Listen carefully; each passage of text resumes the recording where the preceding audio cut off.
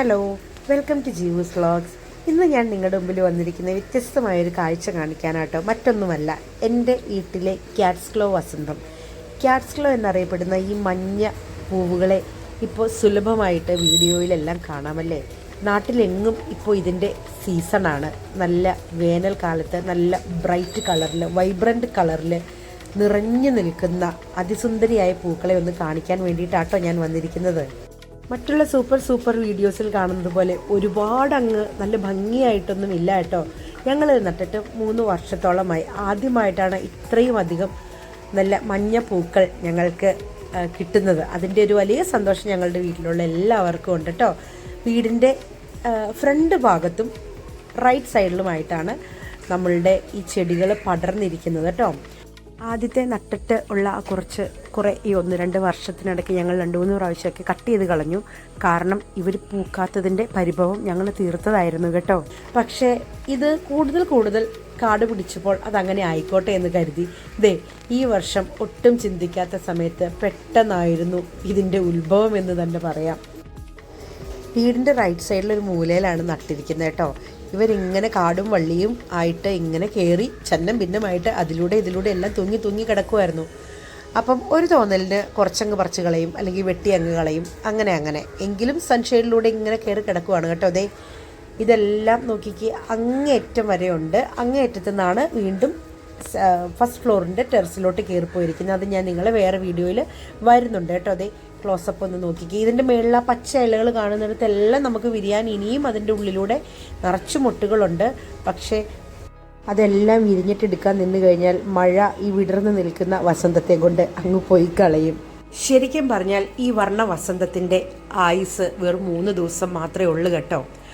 3rd ഡേയിൽ video എടുക്കണമെന്നായിരുന്നു എൻ്റെ ആഗ്രഹം. പക്ഷേ പ്രകൃതി എനിക്ക് പ്രതികൂലമായിരുന്നതിനാൽ എനിക്ക് 2nd ഡേയിൽ ഏർലി ഇൻ ദ മോർണിംഗിൽ തന്നെ എനിക്ക് വീഡിയോ എടുക്കേണ്ടി വന്നതിനാൽ മുഴുവനായിട്ടുള്ള അതിൻ്റെ ആ ഭംഗി എനിക്ക് നിങ്ങളിലോട്ട് എത്തിക്കാൻ കഴിഞ്ഞിട്ടില്ല. മുകളിലോട്ട് ഒരു കണക്ഷൻ വന്നിരിക്കുന്നത് ആ കണക്ഷനിൽ നിന്നും മെയിൻ ടെറസിലോട്ട് കയറി കിടക്കുന്ന പൂക്കളാണ് കേട്ടോ. ഇതിലോട്ട് നിങ്ങൾ നോക്കിയാൽ അറിയാം, നിറച്ച് മുട്ടുകൾ ഇനിയും വിരിയുവാനായിട്ടുണ്ട്. പക്ഷെ താഴെ അത്രയും കട്ടിയുള്ളത് കാരണം ആ മുട്ടുകൾ അത്ര വിസിബിൾ അല്ല. ഇതിൻ്റെ ഉള്ളിൽ നിങ്ങൾ നോക്കിയാൽ കാണാം, നിറച്ച് മുട്ടുകൾ ഇനിയും വിരിയുവാനുണ്ട് കേട്ടോ. ആ മഴ വരാതിരിക്കുവാണെങ്കിൽ ഈ മുട്ടുകളെല്ലാം വിരിഞ്ഞ് നമുക്ക് ഒരുമിച്ച് നല്ല എന്താ മഞ്ഞമെത്ത പോലെ നമുക്ക് പൂക്കളെ കാണാമായിരുന്നു, ആസ്വദിക്കാമായിരുന്നു. എങ്കിലും ഇത്രയും എങ്കിലും നമ്മൾക്ക് കാണാൻ കിട്ടിയതിൽ ഞങ്ങൾ ഒത്തിരി സന്തോഷമാണ് കേട്ടോ.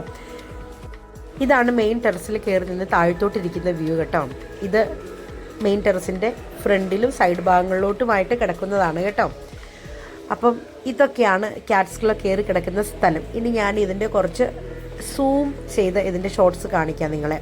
പിന്നെ ഒരു കാര്യമുണ്ട്, ഇഷ്ടം പോലെ കിളിക്കുഞ്ഞുങ്ങളായിട്ടും കുരുവി കുഞ്ഞുങ്ങളായിട്ടൊക്കെ കൂട് കൂട്ടിയിട്ടുണ്ട് കേട്ടോ. കുറേയൊക്കെ സൺഷൈൻ്റെ ഇടയ്ക്ക് തൂങ്ങി കിടക്കുന്നുണ്ടായിരുന്നു, അതെല്ലാം വെട്ടിക്കളഞ്ഞപ്പോഴൊക്കെ പോയി. ഇപ്പോൾ നിലവിലുള്ളത് കിളികളാണ് അതിൻ്റെ ഉള്ളിൽ. നമ്മളത് കാരണം അതിൻ്റെ ഉള്ളിലോട്ട് സൂം ചെയ്തെടുക്കാനൊന്നും പോയില്ല. കിളികൾ പറന്നൊക്കെ പോയി കഴിഞ്ഞാൽ അത് ഒരു ആവാസ വ്യവസ്ഥയെ നമ്മളതിനെ ശല്യപ്പെടുത്താൻ പാടില്ലല്ലോ. ഈ മുകളിലോട്ടുള്ള കണക്ഷൻ കണ്ടോ, അത് ഒരുപാട് ഭംഗിയായിട്ടാണ്. അവിടെ ഒരു തൂണുണ്ട്, പക്ഷേ ആ തൂണിനെ നിറഞ്ഞ് കവിഞ്ഞാണ് ആ പൂവുകൾ ഇങ്ങനെ കൊലകുത്തി നിൽക്കുന്നത് കേട്ടോ.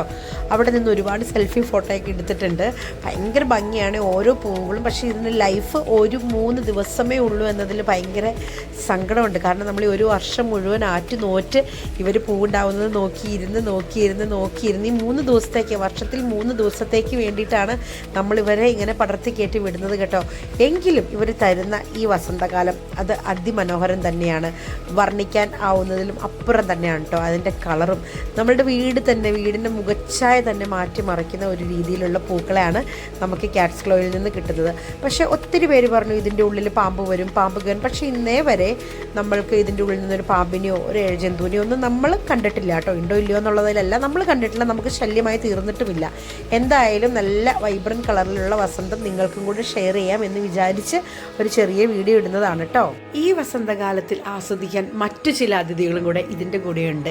ഞാൻ പറഞ്ഞല്ലോ, കുരുവികളും കുഞ്ഞിപ്പക്ഷികളെല്ലാം ഒരു സൈഡിൽ.